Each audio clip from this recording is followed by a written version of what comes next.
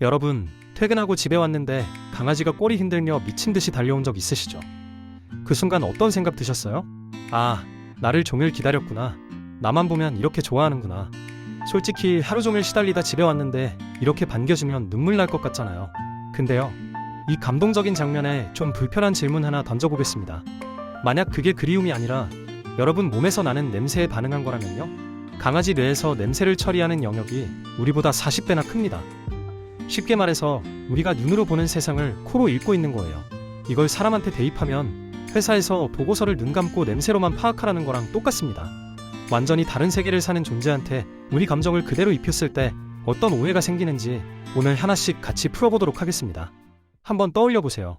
집에 돌아왔더니 휴지가 거실 바닥에 눈 내린 것처럼 흩어져 있고 쿠션은 속이 터져서 솜이 사방에 널려 있습니다. 그리고 그 한가운데에 강아지가 고개를 푹 숙이고 눈을 질끈 피하고 있어요. 이 장면을 딱 보면 어떤 생각이 드세요? 10중 8구 이렇게 느끼실 겁니다. 아, 자기가 잘못한 거 알고 있구나. 눈치 보는 거 봐. 반성하고 있네. 우리는 이 해석에 한치의 의심도 품지 않습니다. 너무 자연스러우니까요. 그래서 한마디 하게 되죠. 뭐 왜 그랬어? 하지 말라고 했잖아. 그러면 강아지는 더 움츠러들고 우리는 완전히 확신해버립니다. 역시 말귀를 알아듣는구나. 근데요, 일상에서 비슷한 경험 한번 떠올려 보세요. 카톡 보냈는데 친구가 한참 답이 없으면 어떠신가요? 나한테 화났나? 내가 뭘 잘못 말했나? 혼자 불안해하며 시나리오를 쓰잖아요. 알고 보면 친구는 그냥 바빠서 폰을 못 본 건데 내 머릿속에서만 이미 드라마 한 편이 완결난 겁니다. 심리학에서는 이런 현상을 투사라고 부릅니다. 내 감정의 잣대를 상대방 행동 위에 그대로 덮어 씌우는 거예요. 진짜 문제는 우리가 이걸 강아지한테 훨씬 더 심하게 적용한다는 겁니다. 강아지가 고개를 숙이면 반성, 꼬리를 흔들면 기쁨, 내가 울 때 다가오면 위로라고 해석하죠. 전부 우리의 감정 사전으로 일방적으로 번역해버린 결과물입니다. 여기서 진짜 소름 돋는 건 이 번역이 너무 매끄러워서 우리가 그게 오역인 줄조차 모른다는 거예요. 같은 사람끼리도 이런 착각을 하는데 아예 뇌의 운영체제가 완전히 다른 존재에게 인간의 감정 언어를 붙여버리면 그 오해의 규모는 차원이 달라집니다. 강아지가 보내는 신호는 분명히 존재해요. 꼬리의 각도, 귀의 방향, 몸의 무게중심이 앞으로 쏠리는지 뒤로 빠지는지 이런 것들 전부 다 의미가 있거든요. 다만 그건 죄책감이나 사랑 같은 인간의 도덕적 감정이 아니라 수만 년 동안 자기보다 덩치 큰 포식자 곁에서 살아남기 위해 정교하게 벼려진 전혀 다른 문법이에요. 그 문법이 대체 왜 이런 방식으로 작동하게 됐는지 거기엔 진화가 남긴 아주 선명한 흔적이 있습니다. 여러분 혹시 길 가다가 갑자기 뒤에서 큰 소리가 나면 어떻게 하세요? 생각할 틈도 없이 몸이 먼저 움찔하잖아요. 그게 뭔 소리인지 판단하기도 전에 심장이 벌써 쿵쿵 뛰고 있습니다. 이거 우리가 겁이 많아서가 아니에요. 뇌가 원래 그렇게 설계되어 있는 겁니다. 우리 뇌 깊숙한 곳에 편도체라는 부위가 있는데 쉽게 말하면 이게 뇌 속의 화재 경보기입니다. 이 경보기는 연기가 실제 불에서 나는 건지 토스트가 탄 건지 구분하지 않아요. 일단 연기만 감지되면 바로 경보를 울려버립니다. 왜 이렇게 과민하게 만들어졌냐면 원시 시대에는 일단 도망가고 보는 게 살아남는 전략이었으니까요. 덤불 뒤에 호랑이가 있는지 없는지 천천히 분석하다가는 잡아먹히거든요. 그래서 뇌는 정확성보다 속도를 택했습니다. 틀려도 좋으니 살고 보자는 거죠. 근데 강아지의 뇌도 이 기본 구조가 거의 똑같아요. 오히려 어떤 면에서는 더 극단적입니다. 강아지는 늑대에서 갈라져 나온 종이잖아요. 야생에서 늑대가 살아남으려면 주변의 위협 신호를 감지하는 속도가 곧 생존 확률 자체였습니다. 여기에 결정적인 변수가 하나 더 추가됐어요. 약 15,000년 전부터 인간 곁에서 함께 살기 시작하면서 강아지는 인간의 감정 상태를 읽는 능력을 별도로 진화시켰습니다. 단 이게 핵심인데 읽는 거지 이해하는 게 아닙니다. 여러분이 집에서 요리하다가 양파 때문에 눈물이 주르륵 나면 강아지가 다가오죠. 그런데 걔는 여러분이 슬퍼서 우는 건지 양파 때문에 눈물이 나는 건지 구분을 못해요. 그냥 주인의 얼굴 근육이 평소와 다르게 움직이고 채취해서 평소에 없던 화학 신호가 나오니까 뭔가 달라졌다고 감지하는 겁니다. 비 오는 날 길에서 우산 없이 서 있는 사람을 보면 불쌍하다고 느끼는 게 우리식 해석이라면 강아지는 그 사람 몸에서 올라오는 젖은 냄새의 화학적 변화를 읽어내는 거예요. 같은 장면을 보고 있지만 완전히 다른 채널로 수신하고 있는 셈이죠. 이걸 숫자로 보면 더 확실해집니다. 강아지의 후각 수용체는 약 3억 개예요. 사람은 고작 600만 개입니다. 이게 단순히 냄새를 좀 더 잘 맡는다는 수준이 아닙니다. 우리가 눈으로 색깔과 형태와 거리를 강아지는 코로 시간의 흐름, 상대의 감정 변화, 심지어 건강 상태까지 읽어내고 있는 겁니다.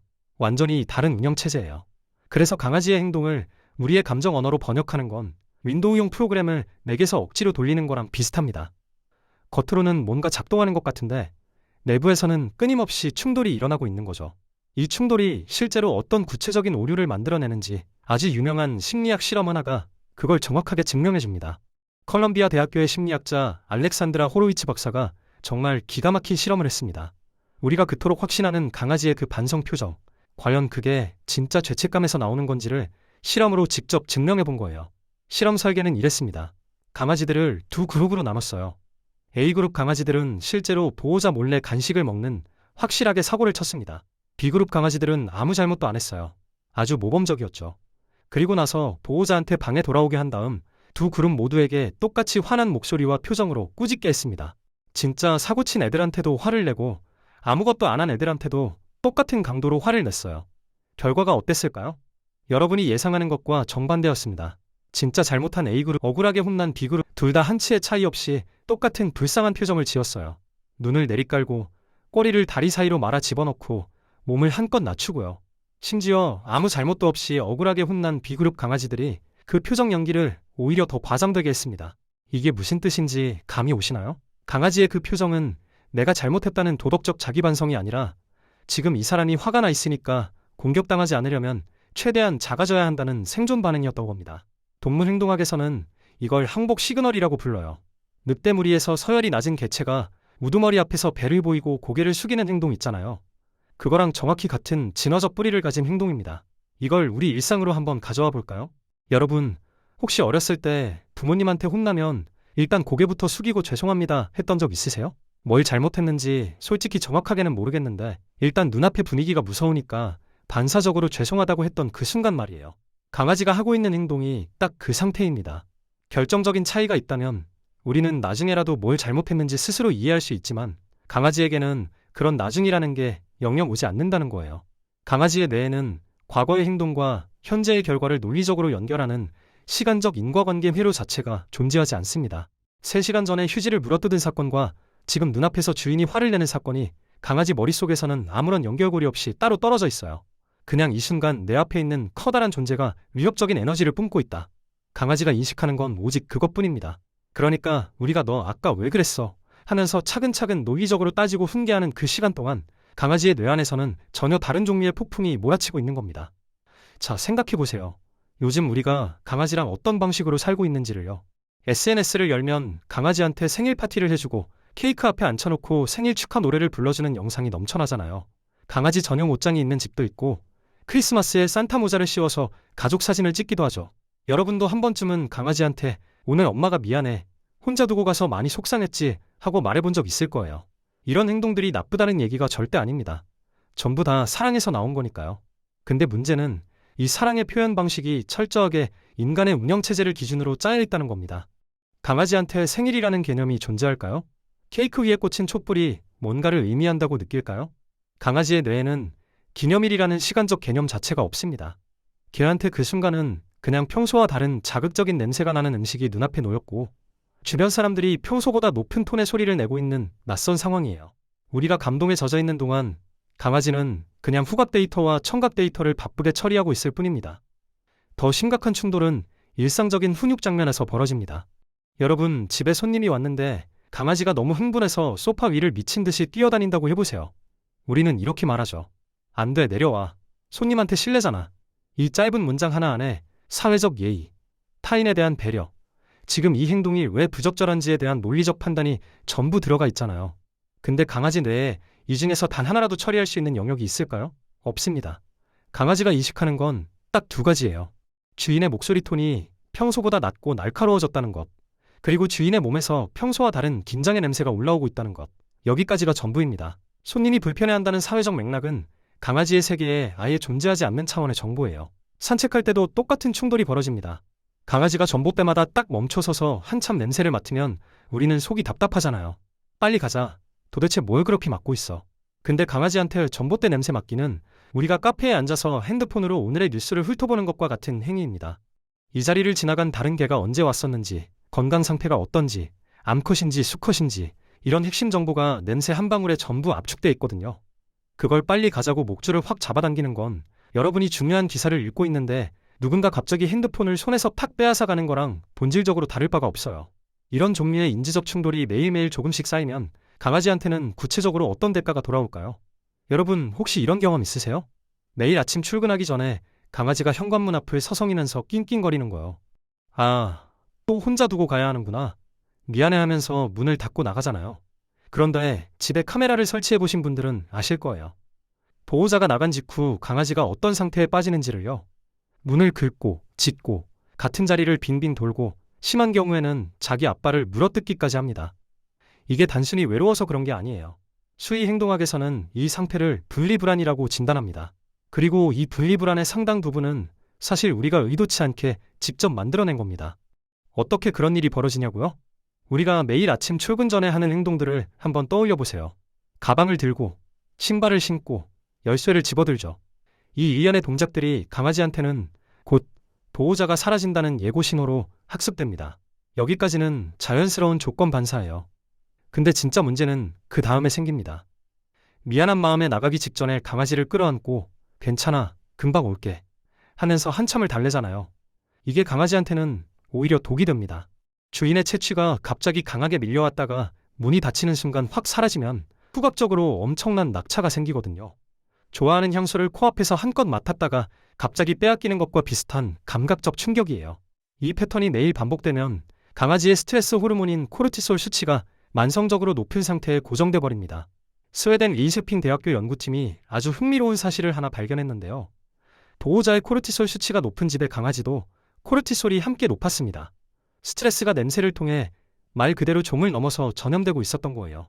여러분이 시험 기간이나 이사 준비 같은 극심한 스트레스 상황에 처해 있으면 그 긴장이 땀과 호흡을 통해 화학 신호로 빠져나가고 강아지는 그걸 코로 실시간 흡수합니다. 그 결과로 털이 빠지고 식욕이 떨어지고 면역력이 약해지고 소화기 질환에 걸리는 확률까지 올라가요. 우리가 사랑이라고 믿었던 행동들이 실제로는 강아지의 몸에 생리적인 비용을 청구하고 있었던 셈입니다. 가장 안타까운 건 강아지가 이 스트레스를 말로 표현할 방법이 없다는 거예요. 사람은 힘들면 친구한테 전화라도 하잖아요. 오늘 좀 힘들었어. 이 한마디만으로도 조금은 가벼워지죠. 강아지에게는 그런 출구가 없습니다. 쌓인 스트레스를 풀 수 있는 유일한 방법이 행동뿐이에요. 그래서 가구를 긁고, 짖고, 자기 몸을 물어뜯는 겁니다. 그런데 같은 환경에서도 이런 반응을 보이는 강아지가 있고 비교적 차분한 강아지가 있습니다. 이 차이는 대체 어디서 오는 걸까요? 같은 아파트 단지에 사는 두 마리 강아지가 있다고 해볼게요. 둘 다 비슷한 크기에 비슷한 나이. 보호자도 비슷하게 사랑을 쏟고 있습니다. 근데 보호자가 외출하면 한 마리는 문 앞에서 낑낑대며 문을 긁다가 탈진하고 다른 한 마리는 자기 방석에 가서 코를 묶고 조용히 낮잠을 잡니다. 도대체 왜 이런 차이가 생기는 걸까요? 그냥 타고난 성격이 다른 거 아니야 하고 넘기기 쉽지만 뇌과학적으로 들여다보면 아주 구체적인 원인이 있습니다. 핵심은 생후 3주에서 열촐주 사이, 이른바 사회화 기간에 어떤 경험을 했느냐예요. 이 시기는 강아지의 뇌가 세상을 안전한 것과 위험한 것으로 분류하는 기본 데이터베이스를 구축하는 결정적인 시간입니다. 이때 다양한 종류의 소리, 다양한 냄새, 여러 유형의 사람과 동물을 충분히 만난 강아지는 뇌의 데이터베이스 용량이 큽니다. 나중에 낯선 자극이 들어와도 이건 예전에 경험한 범주에 들어가네 하고 분류할 수 있어요. 그래서 뇌 속 화재 경보기인 편도체가 쉽게 울리지 않습니다. 반대로 이 결정적 시기에 좁은 공간에서 제한된 자극만 경험한 강아지는 데이터베이스가 빈약해요. 새로운 소리 하나, 처음 맡는 냄새 하나, 처음 보는 사람 한 명이 전부 미확인 위협으로 분류됩니다. 경보기가 훨씬 쉽게, 훨씬 자주 울리는 구조가 되는 거죠. 여러분도 비슷한 경험 있으실 거예요. 어릴 때부터 이사를 자주 다니며 여러 동네에서 자란 사람은 새로운 환경에 적응하는 게 비교적 수월하잖아요. 반면에 한 동네에서만 쭉 자란 사람이 갑자기 낯선 도시로 이사가면 적응이 훨씬 버겁죠. 내가 안전하다고 분류할 수 있는 경험의 총량이 다르니까요. 강아지도 정확히 같은 원리입니다. 여기에 보호자의 반응 패턴이 결정적인 변수로 추가돼요. 강아지가 불안해할 때마다 바로 안아주고 달래주는 보호자의 행동은 의도와는 정반대로 불안하면 보호자가 관심을 준다는 연결고리를 뇌에 강하게 새겨버립니다. 그러면 강아지는 관심을 끌기 위해 불안 행동을 더 자주, 더 강하게 표출하게 돼요. 반면에 강아지가 혼자서 방석에 가서 차분하게 있을 때 조용히 간식을 주고 낮은 목소리로 칭찬하는 보호자의 강아지는 혼자 있는 상태가 안전하고 좋은 결과로 이어진다는 데이터를 뇌에 차곡차곡 쌓아갑니다. 이건 참을성이나 인내심의 문제가 아닙니다. 뇌에 어떤 데이터가 어떤 순서로 입력됐느냐의 구조적 차이예요. 결국 강아지의 불안과 안정은 타고난 성격보다 경험으로 구축된 뇌의 데이터베이스 크기와 보호자가 어떤 행동에 어떤 도상을 연결시켰느냐에 의해 결정됩니다. 그렇다면 이미 불안한 패턴이 굳어져 버린 강아지한테 지금부터라도 우리가 구체적으로 할 수 있는 일은 뭘까요? 가장 먼저 바꿔야 할 건 외출과 귀가의 의식입니다. 많은 분들이 나가기 전에 잘 있어, 금방 올게 하면서 강아지를 끌어안고 한참을 달래잖아요. 이걸 당장 멈추셔야 합니다. 나갈 때는 아무런 말 없이 눈도 마주치지 말고 조용히 나가세요. 돌아왔을 때도 마찬가지입니다. 현관문 열자마자 아이고 우리 아기 보고 싶었어 하면서 높은 톤으로 흥분하면 강아지한테 보호자의 귀환은 엄청나게 자극적인 사건이라는 데이터가 입력돼요. 그러면 다음번에 보호자가 나갈 때 그 자극적인 귀환을 기다리느라 불안의 강도가 오히려 더 올라갑니다.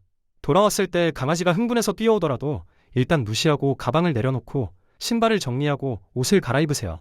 강아지가 네 발이 전부 바닥에 붙은 차분한 상태가 됐을 때 비로소 낮고 조용한 목소리로 인사하는 겁니다.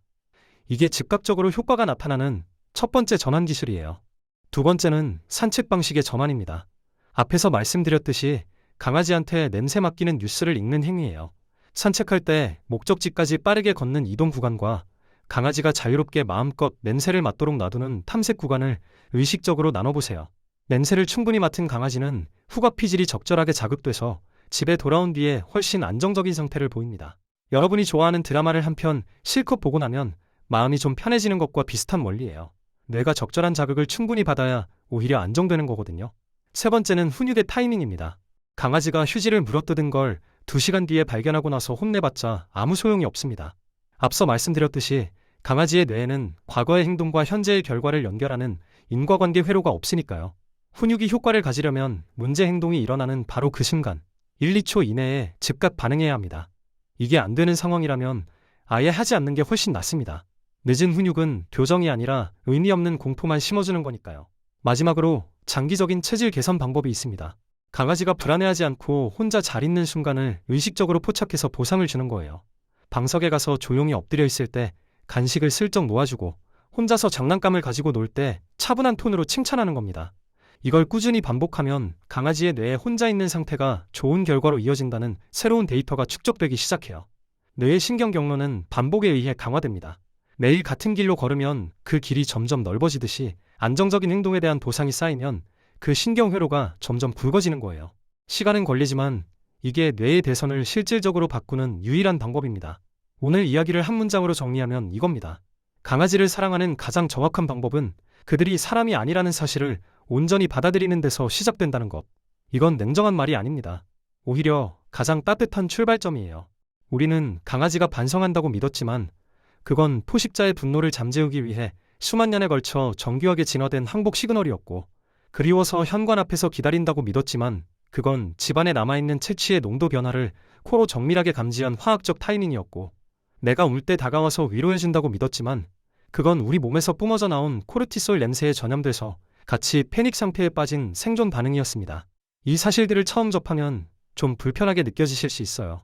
혹시 나는 그동안 강아지를 완전히 잘못 이해하고 있었던 건가?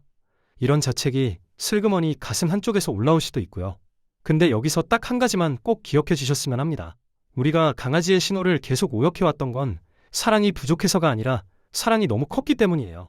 사랑하니까 내 감정의 잣대로 해석하고 싶었던 거고, 사랑하니까 걔도 나처럼 느끼고 있을 거라고 믿고 싶었던 겁니다. 그 마음 자체는 단 하나도 잘못된 게 없어요. 다만 그 커다란 사랑의 방향을 아주 조금만 틀어주면 되는 겁니다. 강아지에게 생일 케이크를 정성스럽게 만들어주는 것보다 산책 도중에 전봇대 냄새를 5분만 더 실컷 맡게 해주는 게 강아지의 뇌 입장에서는 비교할 수 없이 풍요로운 선물이에요.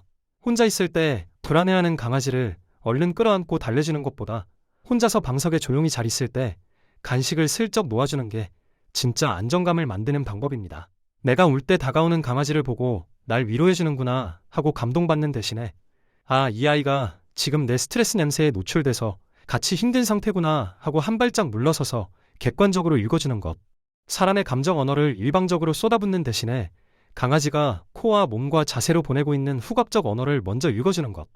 이게 바로 이 관계의 질을 근본부터 바꾸는 스위치입니다. 우리는 오늘 그 스위치의 위치를 확인했어요. 여러분의 강아지가 지금 이 순간 집에서 짖고 있는 바로 그 표정. 과연 그게 반성일까요? 아니면 수만 년 전부터 면면이 이어져 내려온 생존의 신호일까요? 오늘 이야기가 여러분 마음속 얽힌 매듭을 조금이나마 느슨하게 풀어주었기를 바랍니다. 우리 다음 영상에서 만나요.